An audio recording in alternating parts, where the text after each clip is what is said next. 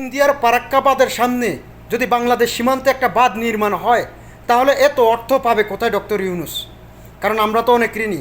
Doctor Yunus সাহেব, আপনাকে বলতেছি, অর্থের কথা আপনি চিন্তা করবেন না।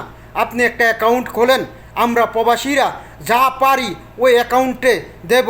আপনি হিসাব করেন বাংলাদেশে প্রতিটা জেলাতে কতটা গড় আছে, সব গড় থেকে আপনি চাঁদা হিসাবে 100 টাকা করে ধরেন, 200 টাকা করে ধরেন, 300 টাকা করে ধরেন, সকল স্তরের মানুষ দেবে। ডক্টর ইউনূস সাহেব, বাংলাদেশে যে মোবাইল কোম্পানিগুলো আছে এক সপ্তাহের মধ্যে তাদের যে পয়সাগুলো হয় ওই পয়সাগুলো আপনার আওতায় আনেন। ডক্টর ইউনূস সাহেব, আপনি যদি ডাক দেন, আপনি এখন মানুষের সরকার, জনগণের সরকার, আপনি যদি ডাক দেন যে এই কাজটা করতে হবে, এ বার্তা নির্মাণ করতে হবে, তাহলে বিশ্বাস করেন কে আওয়ামী লীগ, কে বিএনপি, কে জামাত, কে জাতীয় পার্টি, কেউ কোনো কিছু চাইবে না। অনেক মানুষ নিজে শ্রম দিবে টাকা ছাড়া, বিনা পয়সা ছাড়া। আপনি সকল মানুষকে ডাক দেন, সবাই একত্রিত হবে। কারণ এই বার্তা আমাদের সবার সবচেয়ে আগে প্রয়োজন। এই বার্তা যদি করতে পারি আমার দেশ উন্নত হবে। এ বার্তা যদি করতে পারি আমার দেশ সোনার দেশ হবে।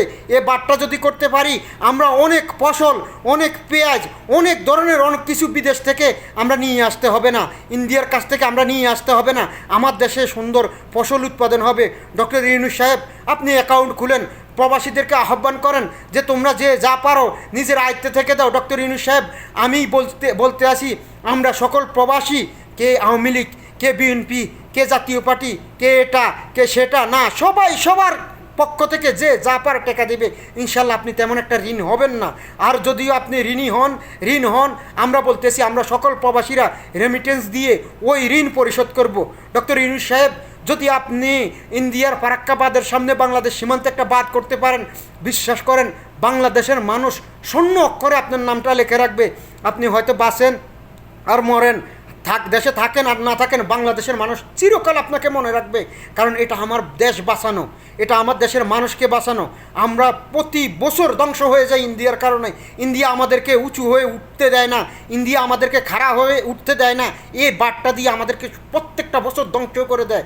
তাই ডক্টর ইউনূস সাহেব, আপনি এখন জনগণের মন্ত্রী, জনগণের প্রধানমন্ত্রী। আপনাকে বলতেছি ডক্টর ইউনূস সাহেব, আপনি বলেন সর্বস্তরের সমস্ত মানুষ, দেশের মানুষ, একটা রিক্সাওয়ালা মানুষ, একটা ফকির হইতে সবাই সাহায্য করবে, সবাই এর জন্য সাহায্য করবে, সবাই শ্রম দিবে।